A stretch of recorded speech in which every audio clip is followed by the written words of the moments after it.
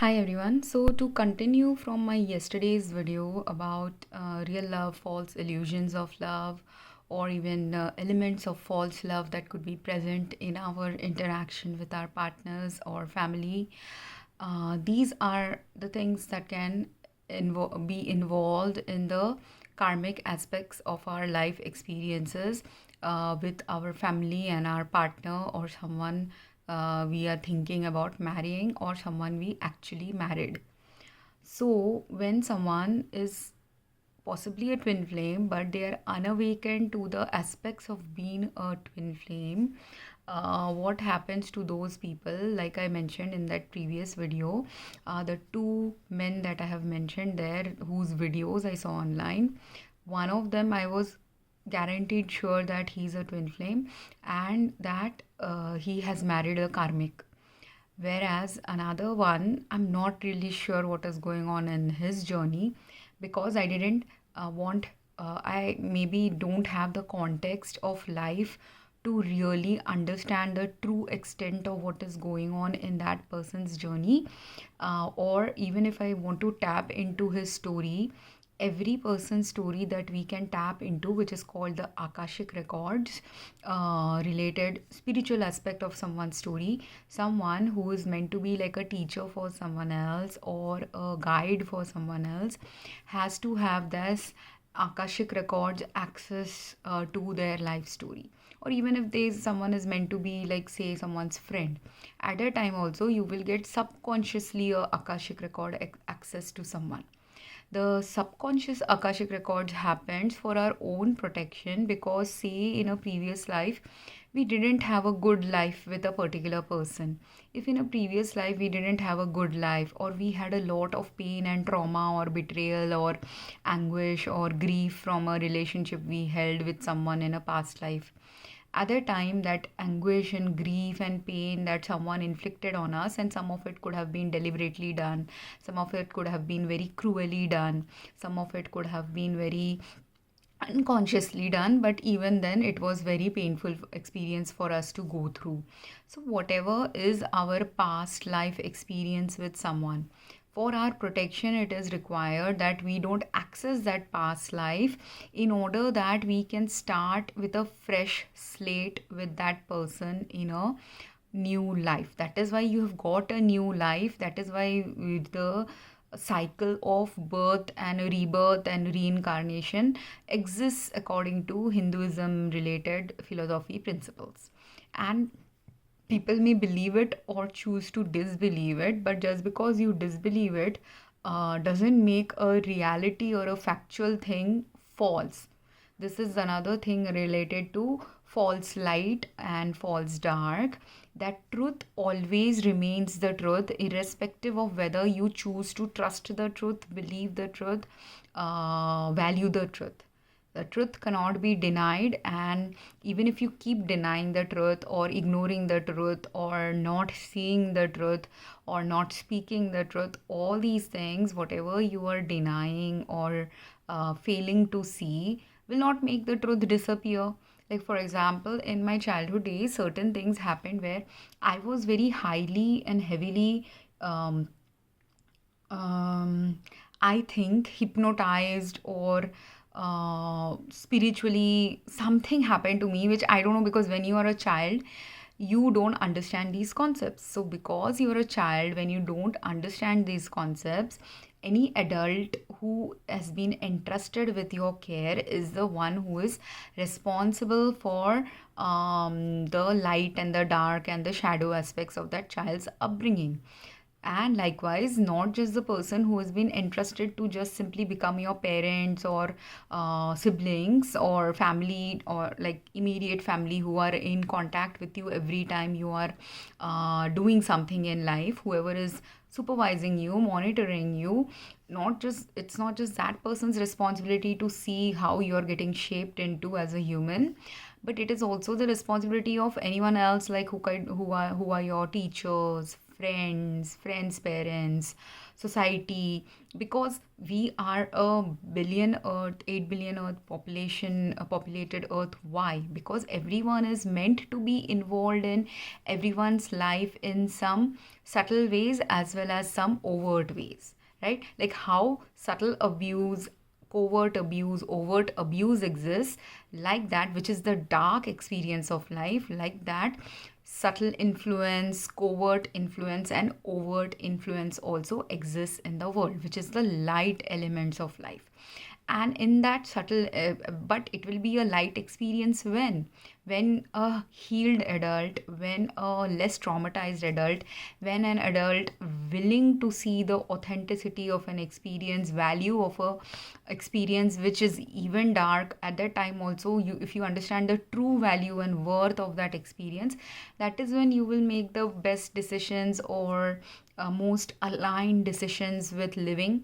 But when we are unhealed, when we are living in denial, when we are incapable of seeing the truth or incapable of acknowledging the truth, core truth related to some aspect of our experience, all these denial, incapacity to see the truth, inability to understand the truth, when we are confused, inability to ask people the right guides to help us see the right truth, and also inability to align with the truth, all of this makes someone a unhealed adult, makes someone a adult who is likely indulging in what is considered as sin related experiences, or in Hinduism it will be all the things that are going to cause us to again have to embrace the keep on embracing the cycle of rebirth, because we are failing to understand in one particular life what lessons we were supposed to learn in that life, both from the light experiences and from the dark experiences.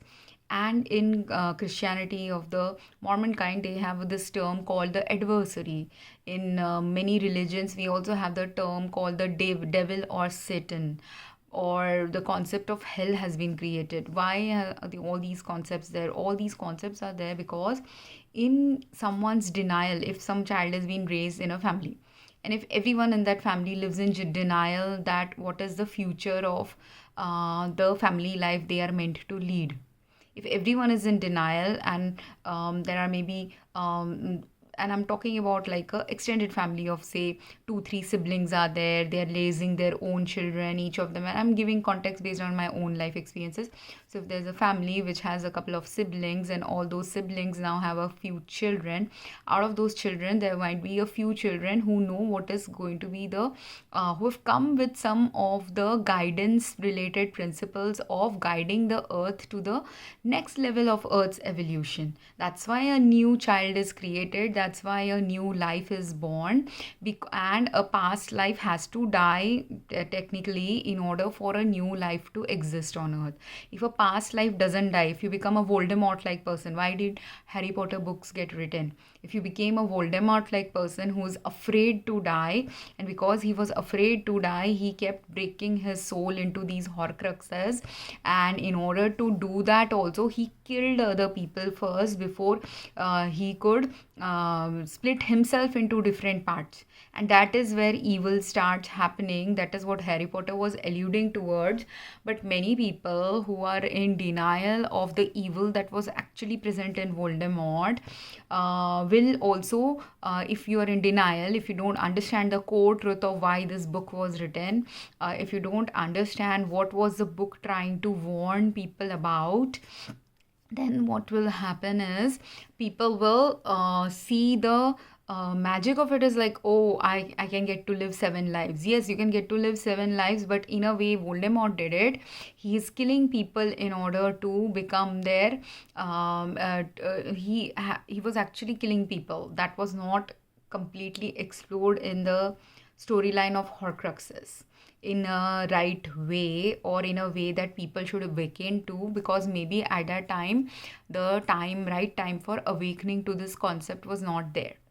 But from what I have understood about this aspect of a splitting of a soul, first of all, birth and death has to happen on earth, because that is the principle of a 3D earth where birth and death has to exist, and there's a reason why birth and death has to exist. If a person is, because I have continuously seen those kind of people who get stuck in a particular thing in life, where they get so much stuck and so much held on to either some particular aspect of grief or some particular aspect of leading life, where they are not learning to improve or evolve in life according to the circumstances of their life and circumstances of what is really realistically going on with them, and what is realistically supposed to go on with them in context with what is realistically supposed to go on in context with the earth that they are existing in the century that they are existing in. Because, for example, when women are protesting certain elements of patriarchy right now, or hundreds of years back when Martin Luther King Jr. was protesting certain things related to racism in America, or when women suffragists were protesting certain things related to family rights in England and America, when those suffragists started first working in these countries, right, where they were trying to get some family rights, because otherwise the family would be pushed into poverty, right? Because if the male heirs got inheritance of a property and they were not responsible heirs, they were not ready and willing to share the property or allocate the property in a right manner, because in order to have the privilege of being a head of a society, in order to hold and keep on holding that privilege of being a head, and it doesn't matter in what form you were a head, you could have been a head in the form of a man who is the head of a family and legally has the rights to distribute and allocate the property of a family in a right way. You could also be the head of a country where you are the king and you are trying to allocate the resources in the right way or distribute the resources in the right way.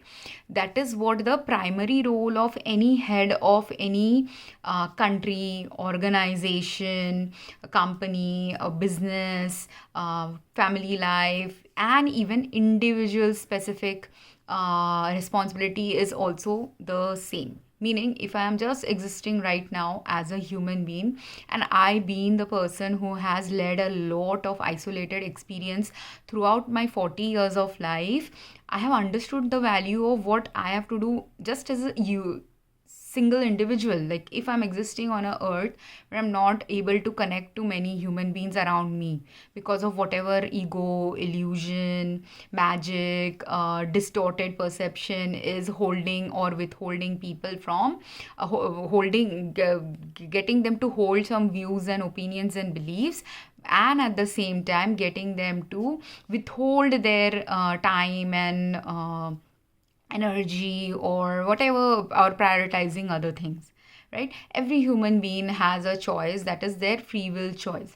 So based on the free will choice of the human beings I have been connected to so far on earth, there are many human beings who have prioritized multiple different things in their family, personal, professional lives, such that I am not involved in the equation related to their living conditions, which is a part of my journey. Because in getting this isolation from the world, where there have been months and years no one has consciously thought of my existence, but which makes it a painful life experience, because when you are existing with billions of people on earth, there has to be consciously some person on earth who has to value your existence in order for you to continue your existence on earth. That is a key crucial thing needed for people to continue existing as an entity on earth. When your value as a human being, and this valuing also is not something that you measure using the normal paradigms of valuing that people use, like how they believe that a human should be kind or compassionate, or hold certain money, or hold certain family life identity. So, the identity of a human, or identity of the monetary value someone has, or emotional currency someone has, all of these determine sometimes a human led value or valuing of a human's existence on earth. But while that is important in some context, because say, if we don't have money on this current earth, without money you can't do many things related to earthly life. So on this current earth, money is valuable. But was there a earth many thousands of years back where money was not even created at that time? At that time, what was the currency? At that time, the currency was the friendships you created, the bonds you created with each other. And there are many other thousands of years back experiences of earth we humans may not know about, because we are not existing on that earth. And the only way some of us can know about these past experiences without ever having lived that earthly life is when God can give us an access to what was going on at that time point in earthly life, or if via history, via stories, what happened thousands of years back got slowly written and translated via words and spoken via words to their children. And that's how you get your history, because that is how we get family history. Like if my family talks about what my grandmother did, grandfather did, grandparents did, then only I will know about my family's history. If no one in my family talks about it, if I wasn't also curious and asked them questions about my family, if this mutual conversation didn't happen, we will never understand and know what was our family history. And when we don't know what was our family history, even if we belong in the same family, if say, like, which literally happened to me, like when I'm going and visiting my cousins during vacation time and visiting my family during vacation time, my parents were busy doing their own thing, and I was just left under the company of my cousins most of the time. And at the time also, is it my job to ask the questions? It is my job to ask the questions. When if I am a curious kid, then maybe I will go and spend time with my grandparents and ask my grandparents, how do you do this, why do you do this? A curious child will ask a lot of questions. But if you aren't really a curious child, and if you are really just a child who just goes along with whatever experiences showing up for you, what happened to me was I was only all the time in the company of my cousins. So whatever experiences the cousins want, that is the experience I led with them all the time. And until almost in the last 5 or 10 years only, slowly I have started detaching from the experiences that only my cousins want, and I want my own separate set of experiences. Until then, until my mid 30s, I went along with whatever experience the friends want, whatever experience cousins want, or even if I didn't went along completely with them, there were only very minor times that I have said I can't do this experience because I have this priority that is coming up for me. Other than that, very rarely I used to refuse any experience. But if we don't refuse any experience, what starts happening is crappy experiences also start showing up. And as a child, you don't have a control of crappy experiences showing up in your life, because you are under the supervision of a parent and a grandparent or some family who's older to you. So they are the ones supervising where you are going, or where they are taking you, or where they are asking you to go, which is what happened to my life all the time. Even until my 40s, that has happened, where I have allowed my family or allowed someone I care for to guide my experience. Now, this is what all of us tend to do. And there's nothing wrong in these experiences as long as true light was present. But many a time right now, darkness was showing up in this video, because many a time the people who were leading me, the people who were guiding me, or the people who were telling me go here, go there, they were all, or don't go here, don't go there, they were all many a times misleading me about the things they were guiding me to do. And why were they misleading me? For some of them, they were the deliberate misleaders. When they are deliberately misleading you, they are going to be people who are never going to have your back, who are really not there in your life to actually have your back. they are there only to mislead and misguide you. Like in story of Ramayana, Manthara goes and misleads Kaikeyi into getting Ram to go on the Vanvas. Now, if Manthara was truly Kaikeyi's benefactress or in true alignment with her, she would not have given this suggestion. And if Kaikeyi herself was in alignment with herself and her future benefits, she would also maybe not have wanted this 14 years of exile to happen. But Kaikeyi was also a self-sabotaging person. Manthara was a person just given with her proclivities of being a particular personality type. She did the machinations that she was supposed to do, where Kaikeyi's job was to decide whether she should get reeled into the manipulation or she should choose otherwise. If she had got even after choosing otherwise, there were many other places where Kaikeyi could have changed her mind.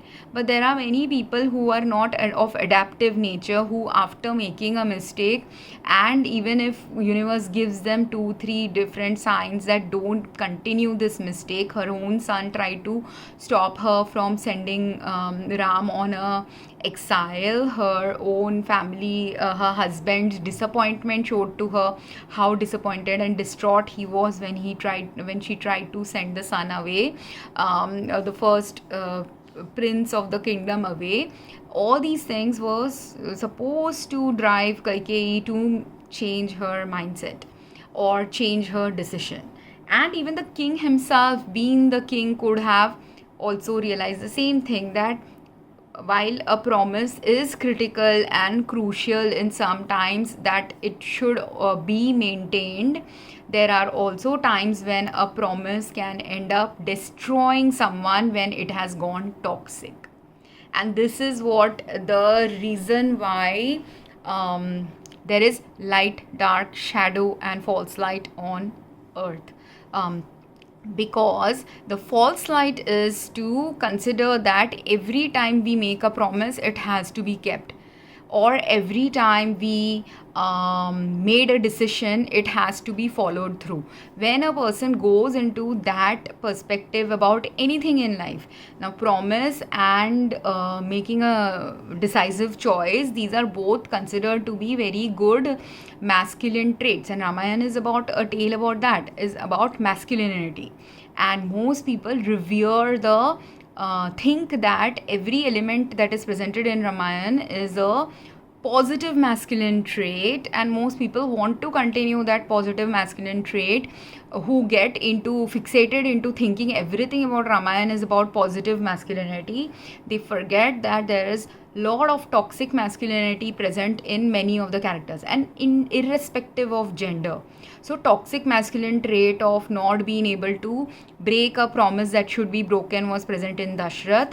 Toxic masculinity trait of not being able to change a decision once she has made a decision was a trait that was present in Kaikeyi. And in order to drive the toxic or continue the toxic masculinity traits of these two people, there was Manthara with a toxic femininity trait, who used her toxic femininity trait of manipulating a situation for her gain. She had ulterior motives of different reasons for her gaining a particular outcome. She wanted to give pain to this family, and because she wanted to deliberately inflict pain on this family and wanted to break down the family, that's why she did what she did.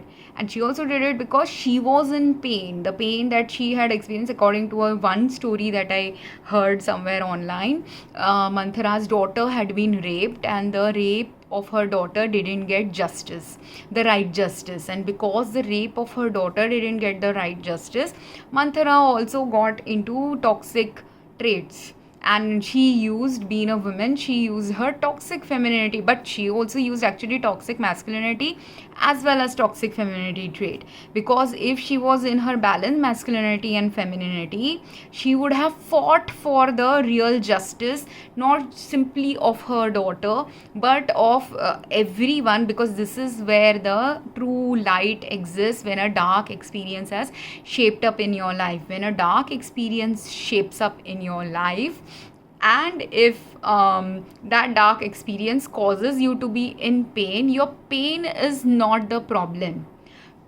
starts happening when you use the pain to become toxic.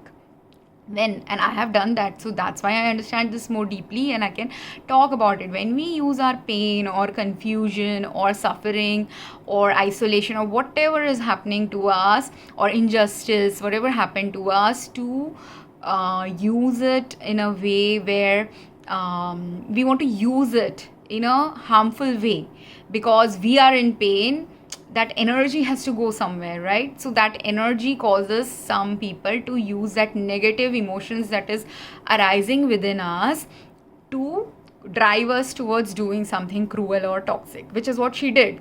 She drove that negative energy within her, and instead of sitting with that pain, instead of thinking carefully about that pain, instead of connecting to God, that why am I experiencing this pain, not as a victim but connecting to God as a balanced soul, that what is the purpose of this pain that I was given right now. What was the purpose of Manthara's pain? Purpose of Manthara's pain is being a queen's, she was kind of like her advisor or maid servant in combination. So she would give some advice also. She had the queen's ear, so she can easily influence one of the queens to do whatever she wants. This is what she understood as her positive advantage of being associated with the queen.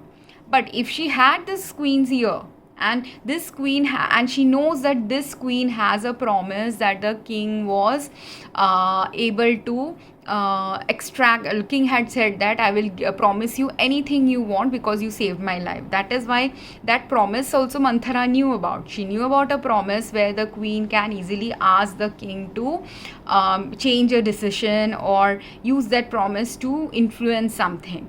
Now Manthara, if she was in her positive masculinity and femininity traits, this promise only she could have used and asked the queen to make a choice such that people who have been raped can start getting justice. This is if positive femininity masculinity holding Manthara was available to them, she would have made that choice. If she had made this choice, then even if Kaikeyi was not cruel by that day, the day she made this cruel decision of exiling Ram or whatever, until then Kaikeyi was thought to be like a very straightforward individual, very upright queen, and she was a warrior queen for her king, and that's because she was a warrior queen she was able to protect her husband when his life was in danger, which is how she had extracted this promise from, she hadn't extracted it, the king willingly out of love gave this promise to his queen. And now the toxic femininity trait of the king made him regret that why did I give this promise to a woman who saved my life. And this is again a problem zone of humans. Sometimes when humans, when they are saved or when they are in love or both, which is what the case was with Dashrath. He was saved by his wife, he was in love with his wife, so he gave her a promise that whatever you ask in the future from me, one day whatever you ask I will do. But, so that one day came 20-30 years later when she wanted, or 20 years later or 15 years later when she gave this exile related thing, took this exile related promise, she used the promise to ask for exile of the oldest son who was not her son.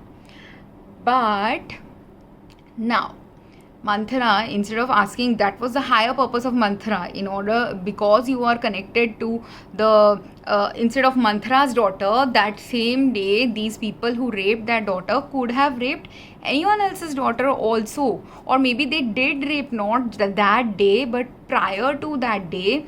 If a rapist is associated with the king, or the king's some people associated with the kings were involved in this rape, people in power only usually are the easily able to get away with rape kind of people having power, or people in power, or people connected to the people in power.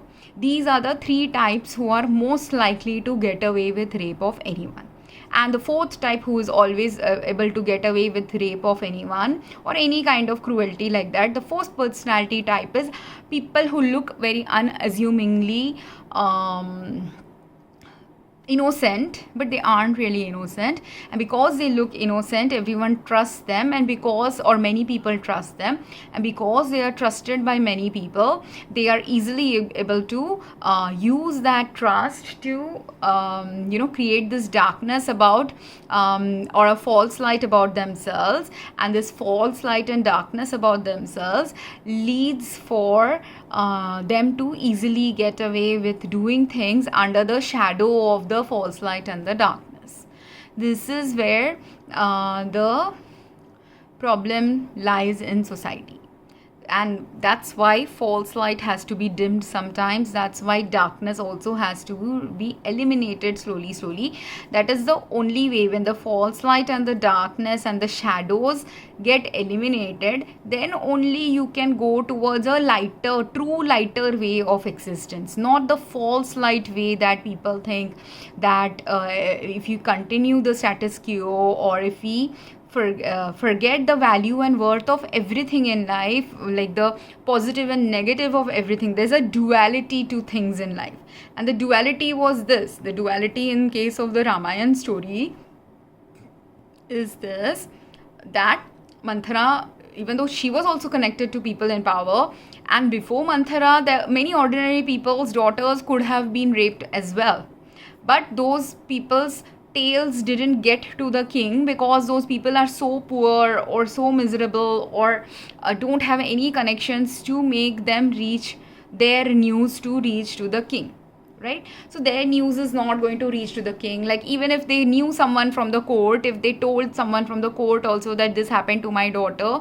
that court person, if they are uncaring or not empathetic or not really aligned with the truth and authenticity that should exist in a kingdom, if they are not aligned with their soul purpose, soul path, they will not give that news only further to anyone else. So like that, even if some people had some minor access also to the kings, they didn't get to tell their story.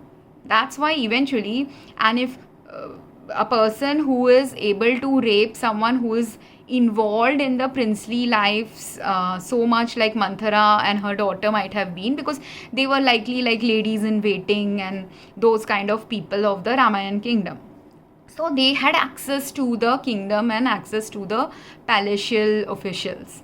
So someone who has that kind of access finally got raped, because a person is able to do that only if, after killing and raping multiple ordinary people, their lust is not going away. So they are getting more and more into the lust of more and more audacious about who they can rape and who they can harm. This is how a demon gets formed, a real life demon and real life evil gets formed in the world.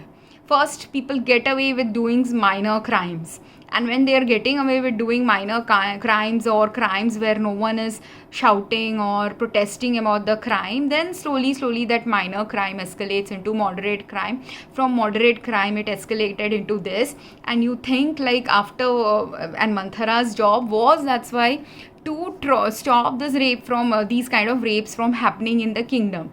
But she couldn't do it because she was in a toxic femininity, masculinity trait. She just wanted to cause pain. That's all she was capable of doing. And because she didn't rise up to the occasion and she didn't do the right thing, neither could Kaikeyi do the right thing, nor could Dashrath do the right thing. So Manthara, in next life now, if she gets born after this, she has a lot of karma she has to work through for all the people, because she was given this role also of being a lady's waiting, a maid in a palace where or she's a lady in waiting, like she has that much power in her. She was given all that power to have the kings and queens ear, because indirectly via the queen she has the king's ear, but she had all this extra power of being that kind of a person. She was like a Varys like person from Game of Thrones, where Varys also had the kings and queens ear. So he could have easily influenced some good changes in the kingdom if he wanted to. But again, Varys also failed. That's why in the end of the story, Varys also eventually ended up dying. So I think he ended up dying. Even if he didn't, technically that is his karma that is going to follow for him. I've forgotten what happened to Varys in the end of the tale. with Manthara she didn't fail, so she will have a karma in her next life. And but in order for her to clear her karma, initially when she will be born, she is born with the clean slate of not knowing what karma is going to influence her life, but all the karma she did in her past life will start coming to her one by one in different life experiences, and she will possibly even mirror those life experiences. Now that she didn't bring justice to so many women who were raped, or whose rape she could have stopped by doing the right choice. If she had done one right choice, and then Kaikeyi would have also had the chance to do one right choice, then Kaikeyi would have done the one right choice of asking the king to bring justice to all the people who are getting raped, or all the rapists who are getting away scot-free. The king would have made the right decision now to change the law. And these people being I think they were considered the they considered the embodiment of masculinity. This kingdom's main thing was they were the embodiment of masculinity. But even though they were the embodiment of masculinity, true masculinity means embracing positive masculinity, embracing balanced masculinity, and balanced masculinity can only arise when you don't deny the femininity inside you, as well as when you balance the masculinity and femininity energy in you, and you surround yourself with people who are with this balanced masculinity and femininity related paradigm. That is the only way you can preserve true masculinity, the pure masculinity, the masculinity that will lead to true light on earth.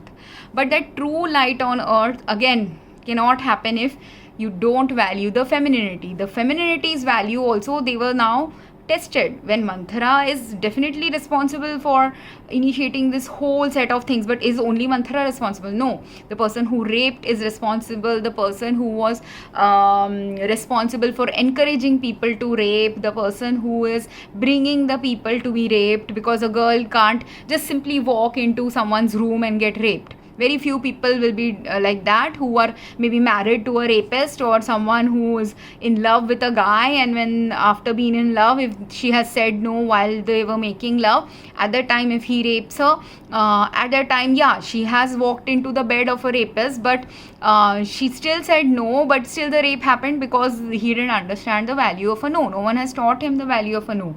And which kind of people are like that? Again, those masculines who have incapacity to understand the femininity in them, the femininity in another. And when you have the incapacity to understand the femininity in yourself or in another, the word no stops having a value in your life. And that's why the word no didn't have value in Kaikeyi's life also. She was also a toxic masculine, and she was in her toxic masculinity trait. So for her, she should have paused that this advice has been given to me. Should this happen or not happen?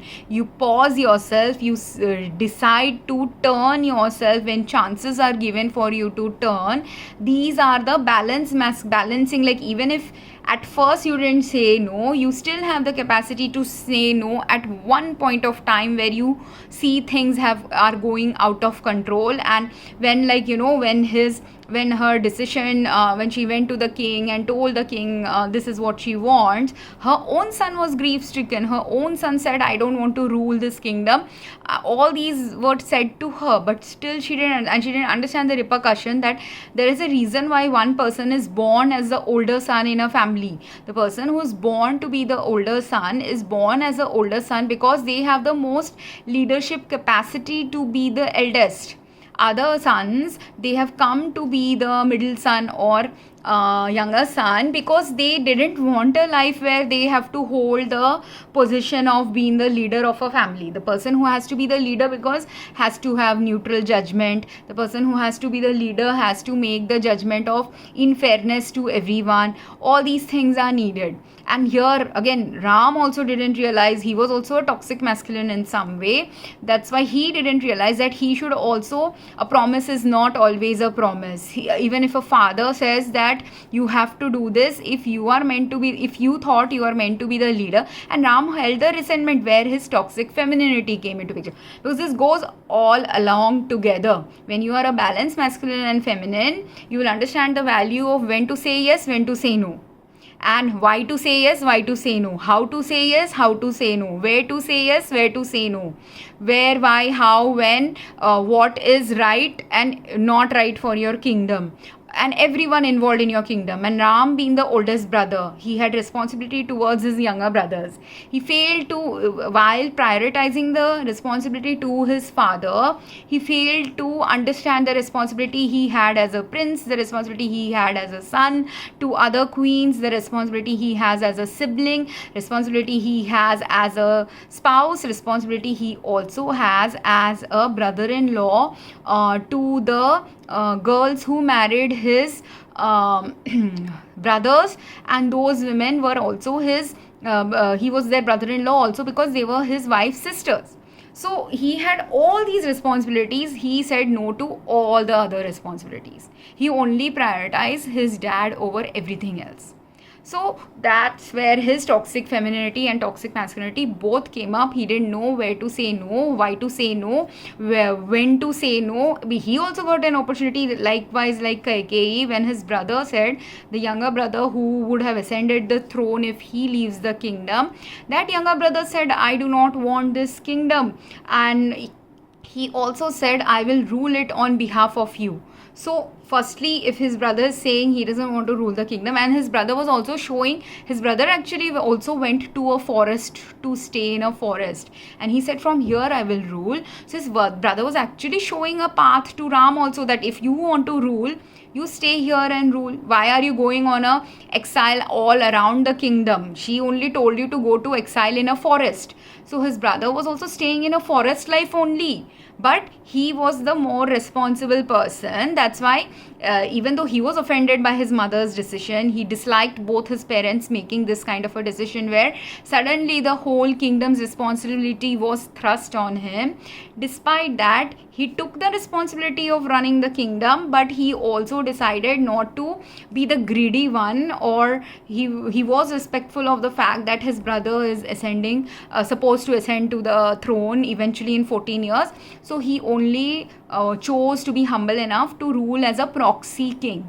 But he is the one who was the most balanced masculine feminine energy, showing a way out of the darkness also. And if his brother had truly embraced him as a brother, Ram could have lived there in that forest and ruled the kingdom too, deciding not to harm his wife, newly wedded wife, who he could have made that choice, but he didn't make. So do you see, our karma gets generated like that. Everything we are doing in life, our karma gets generated slowly by every single decision we make. And if Ram hadn't exiled, yeah, people would say then the war wouldn't have happened with Ravan. But maybe then that war needn't have happened at all. Who said that war was needing to be the war needed to happen? Or who said that Ram had to be the leader for that war? Someone else would have come up who could have been the leader for that war too. So it's not Ram might think that without him the war wouldn't have happened, but that war needn't have happened as in the way it unfolded. Some other reality might have unfolded. And the reason why toxic masculinity and toxic femininity is important in the Ramayana story is because toxic masculinity traits kept playing a role entirely throughout Ramayana. He got 14-15 years of life with his wife Sita to change in multiple ways his toxic masculinity trait, and God will keep giving you the time to change your toxic masculinity femininity trait if you are meant to ascend away from that. It was not simply about him ascending to a throne, it was also about him ascending to be a better ruler, a better next generation's ruler.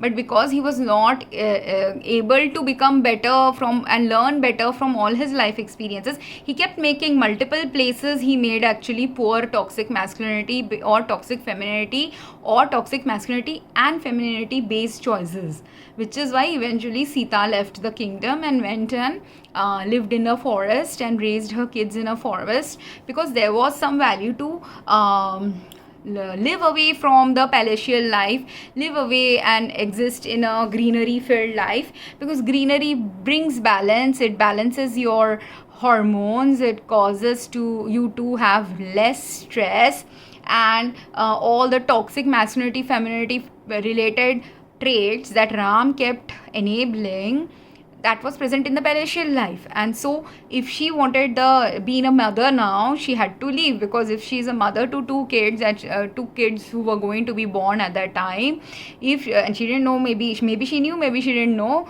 Some people, if you have premonition, you will know that you will be giving birth to two kids. But as long as even if she had or didn't have that knowledge, she knew she was going to give birth. So because she was going to give birth, she had to have the balanced masculinity femininity enabling lifestyle necessary to raise her kids the right way. So that's why, for the sake of her kids, she knows when to say yes and no, until the time and she was aligned with her divine path, with that God wanted to bring on earth. So she was aligned with the divine path, aligned with God, related to what is better for the next generation. That's why she took care of the next generation, because that is the role of a mother too, to take care of the next generation.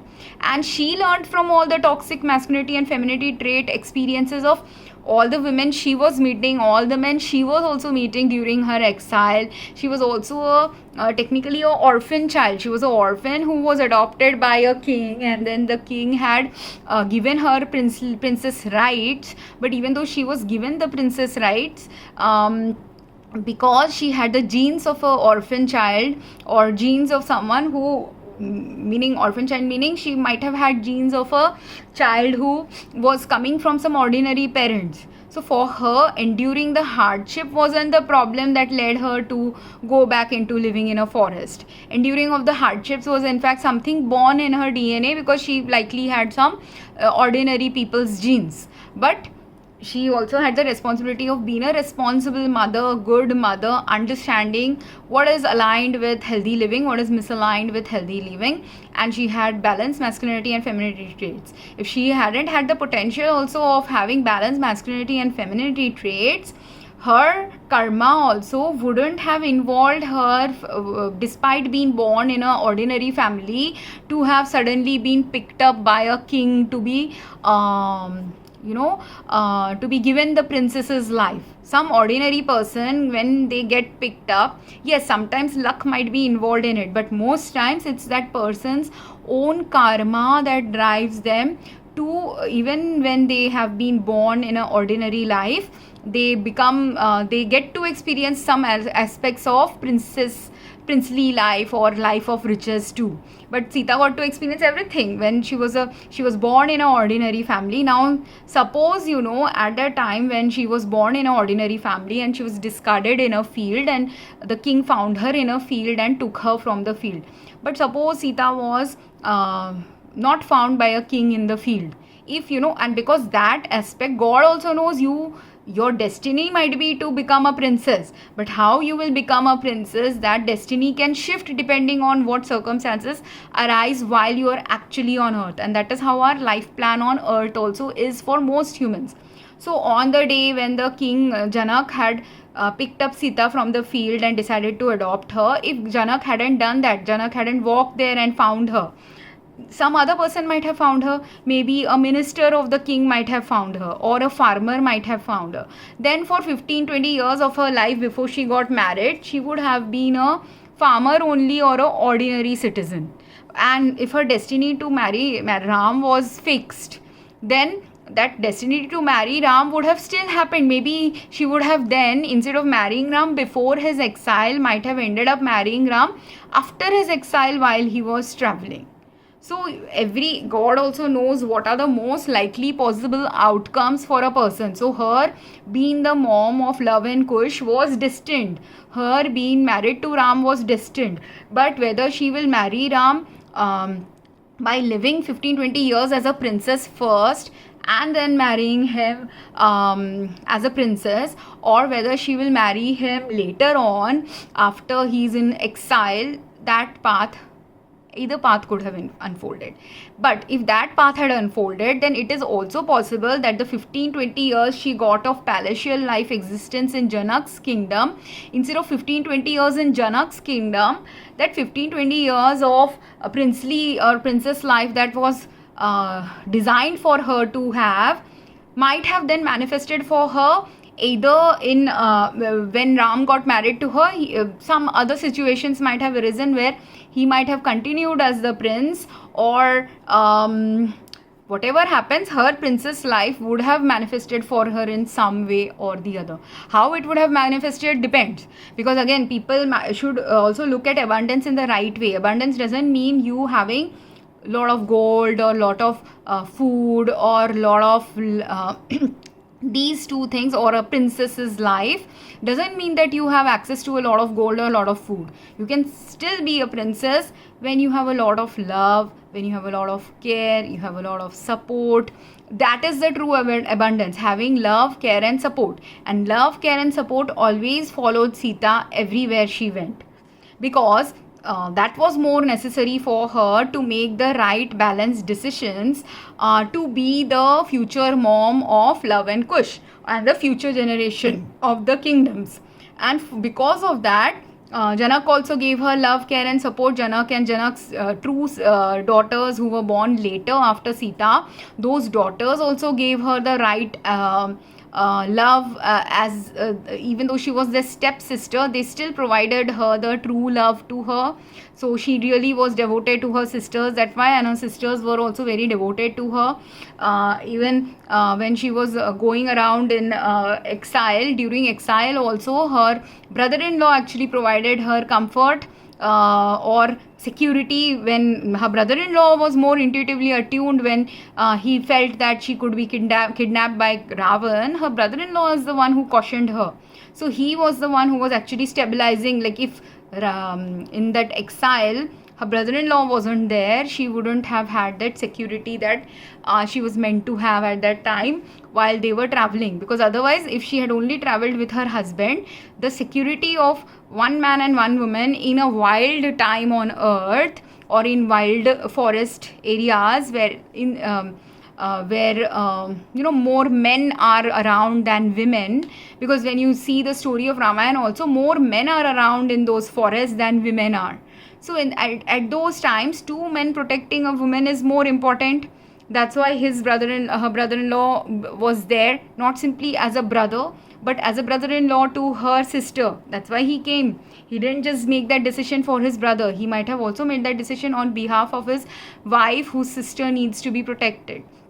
So Sita's abundance, that's why, was fixed for her. Even the pain that she went through by being in forest life or whatever, out to the outside world it would seem like pain, but on the inside it was not a painful experience for her, because first she didn't care about having hardships in life, which Ram cared about. And because Ram cared about it, that's why he lived majority of the time in this darkness. And Ram was in the true darkness during all his exile years, whereas Sita and Lakshman were in the true light of the experience of hardship that they were going through. And both of them being in the true light, that's why also kept reaping some of the good rewards for being in the true light. And support, that's why always came. That's why Lakshman, when he was wounded in the war, he was given this miraculous Sanjeevani booty, which was a herb that immediately healed him from a wound that would have resulted otherwise in his death. He was the lucky one to get that boost of life. Why? Because he was aligned with his life purpose. Or he was not resentful when his life purpose drove him towards hardships. Same way with Sita, she was also aligned with her life purpose. That's why always she was supported. Like, she made the right decision for her kids. So when she went to the forest, she was again supported by the rishi who gave her the shelter in his hermitage. When she lived in the hermitage and raised Love Kush in the hermitage, again because she had made a right decision, again the rest of the decisions she likely left to God, and for the rest of the decisions then other people who were meant to support her and the raising of these kids, those people showed up to teach these kids whatever future prince needs to learn. Those people also showed up to teach them. Otherwise, again, in the future, when Love Kush grew up, they fought their father and defeated their father, and they were only able to defeat a king who had fought such long wars where he has defeated this big monster and this whole kingdom. That person got easily defeated by two younger kids. Why? Because they had the right education, they had the right balancing masculinity and femininity traits. Again, they could have also, if they been son of Ram, they could have also decided that I will not fight my father, I will not say no to my father. But they had balanced masculinity and femininity traits, so they had to fight their father in order for their mother also. For the sake of their mother, they had to fight their father, and they knew when to say no. What is the reason why they fought? I don't remember Love Kush's story, but there was a reason, logical reason for them to have fought their father and to say no to what aspect of patriarchy or patriarchal connection should they say no to, because they knew he was their father. He may not have known it, but they knew he was their father. So that is how real masculinity works. Real masculinity is knowing when to say no, who to say no, why to say no, where to say no.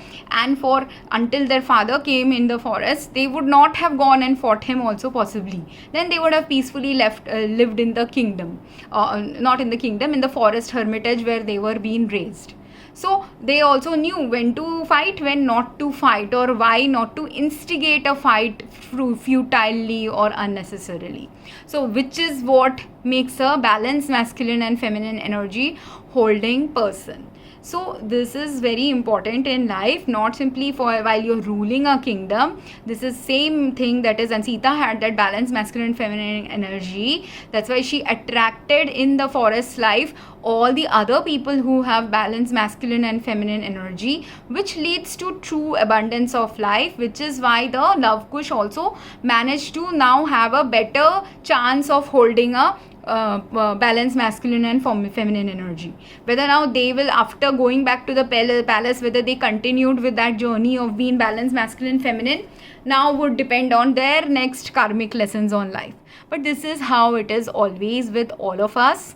When we are pursuing love, when we are not pursuing love. In pursuing love, that's why when some of these men in the previous video that I mentioned, when they have married someone who is they thought they are in love with that person. So while they were in love with that person, what they were in love with partly was an illusion. Every time we fall in love, initially when we fall in love with someone, sometimes there is an illusion of love involved, there is a falsity of love involved, there might be mistaken belief systems which cause us to fall in love. Meaning many people, they will either fall in love initially when we are immature, unconscious individuals. We end up falling in love because we like the external form of someone, we might get sexually attracted to someone, we might perceive them to have some emotional personality that is aligning with our emotional personality. These are the primary reasons why, or someone might be holding such kind of socio-economic status or such intellectual status that we find it very admirable in them. So these are the reasons, 4-5 primary reasons, or if all these combination of reasons are present with someone, these are the reasons why we fall in love. But true love, the love that is really the eternal kind or the twin flame kind of love, is outside of these paradigms. These will also be there in your true love experience, but apart from these elements of feeling sexually attracted or emotionally attracted or finding something admirable in them, finding something fascinating about them, finding something fascinating in the work that you do with someone, all these things will cause us to be attracted to someone or make us feel we are in love with them. But this is a illusion of love usually when the love that attracted to us, as soon as that element is gone from them, if we don't feel attracted to them, if we don't feel attached to them, if we are not able to sustain the love with them, then it is an illusion of love that was existing with them. It was not the true love. So if in a basal 1D personality type, when someone is very just programmed into just doing whatever we are taught to do in life. uh, those men, why do they, that's why go for arranged marriages. Those men who just want to follow the norm of what every man is doing, those women who are unable to do anything else than follow the norm of whatever their family is telling them, those men and women go for arranged marriages. And when they go for arranged marriages, why? Because they are just looking at someone from the physical aspect, from the professional or family aspect, like this family has money, their socioeconomic status is same as ours, their monetary status might be same as ours, their educational status might be same or similar to ours, their physical form looks appealing to us. These are the factors they look at, and maybe they will have one or two conversations in arranged marriages. After having those one or two conversations, they decide, okay, this is the right partner, because some of our future life path direction might be matching. And that's how arranged marriages end up happening.